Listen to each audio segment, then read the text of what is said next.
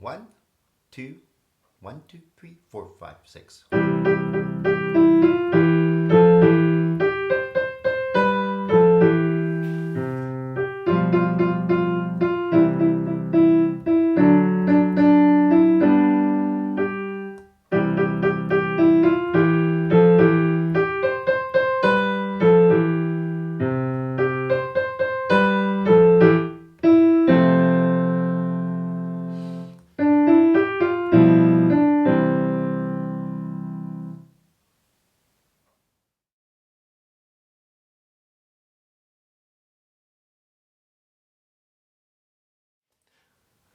All right, let's have a look at Sleigh Ride Holiday.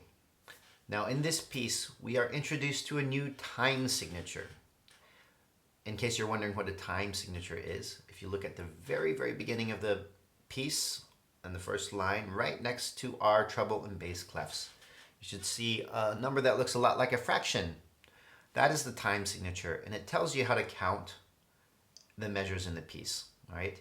So I would encourage you to read them as fractions. Now, normally you see a time signature of 4 over 4 or 4 quarters. We call that 4/4 time, which means 4 quarter notes in a bar. Now here, you see something that says 6/8. It's 6/8 time, or 6/8. That means there are 6 eighth notes in every bar. And if the piece is very slow, the 8th note gets the beat.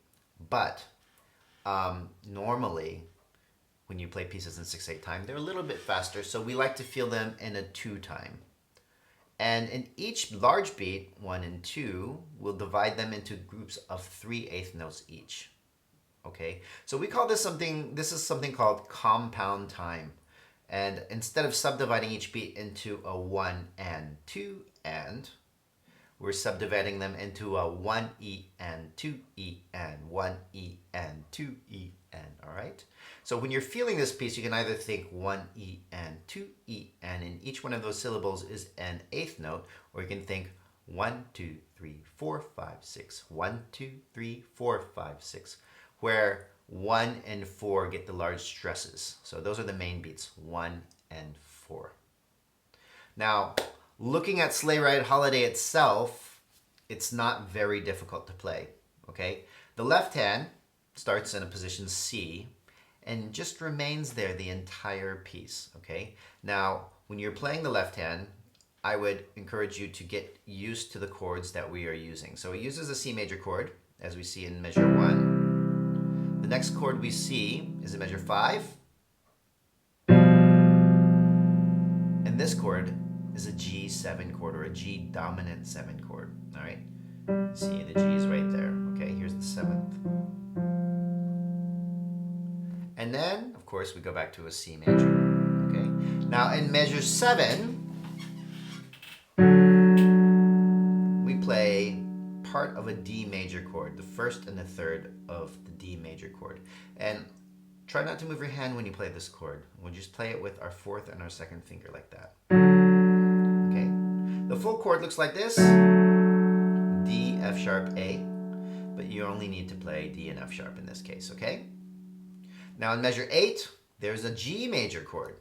The left hand only plays the G, and the right hand will play the rest of the chord, G, B, D. Okay? And then, measure 9, back to our C major chord, okay?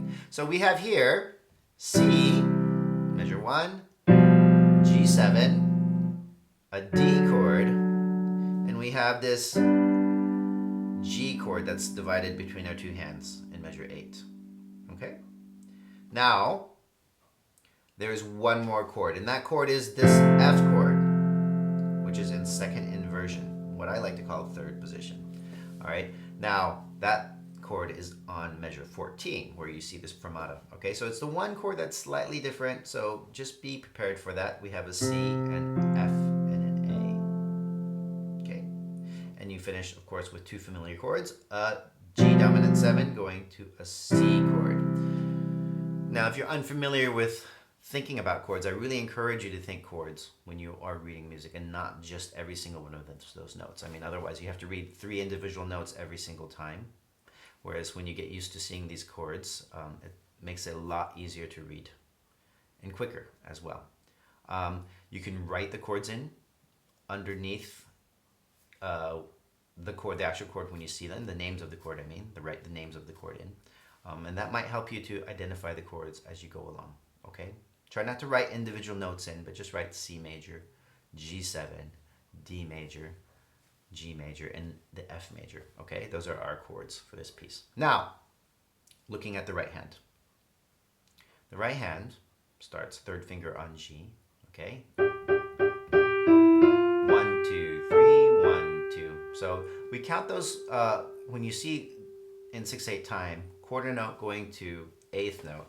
Try to group these into groups of 3, where the quarter note gets the first 2 beats and the eighth note gets the third beat. So it's 1, 2, 3, 1, 2, 3. All right, and here in measure 2, we have to change our fingering and our hand position. Okay, so you start here in this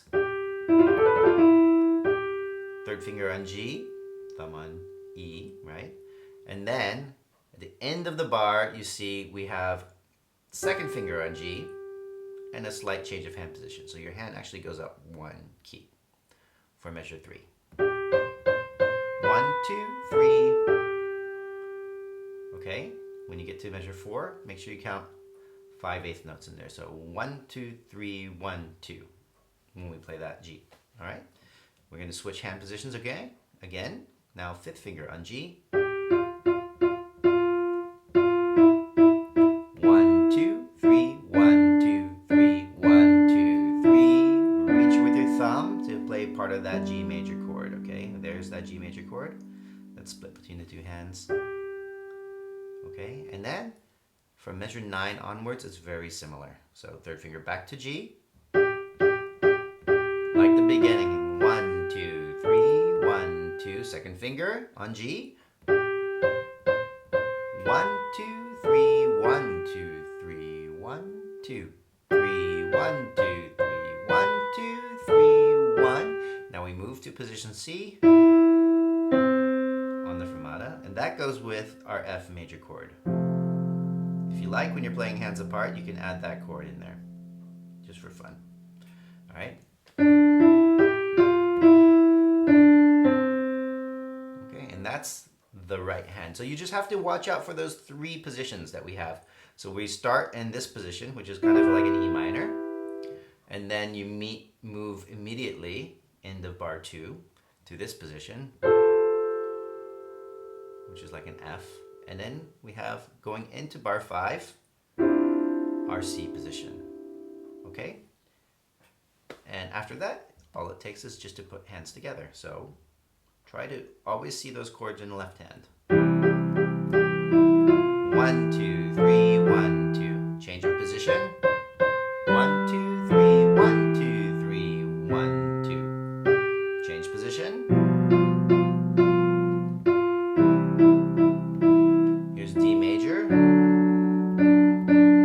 going to G major, back to C, original position, change of position,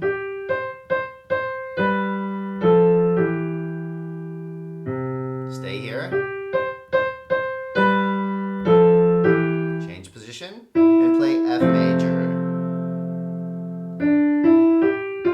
G7, C, okay? And I will do a slower play along track where I'm saying the chord names as we go along, okay? All right. Okay guys, here's our play along click track. I put the metronome to exactly half time.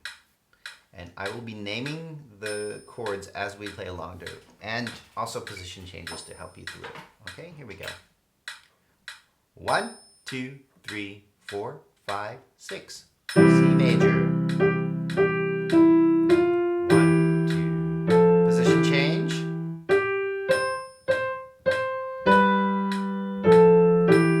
Another position change in the right hand. G7.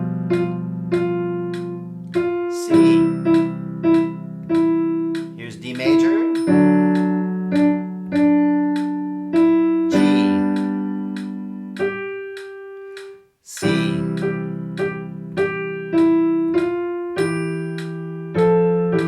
Position change.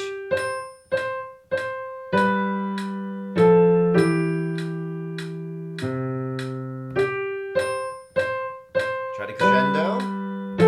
Change position. F major. All right. And G7 and C major. Okay.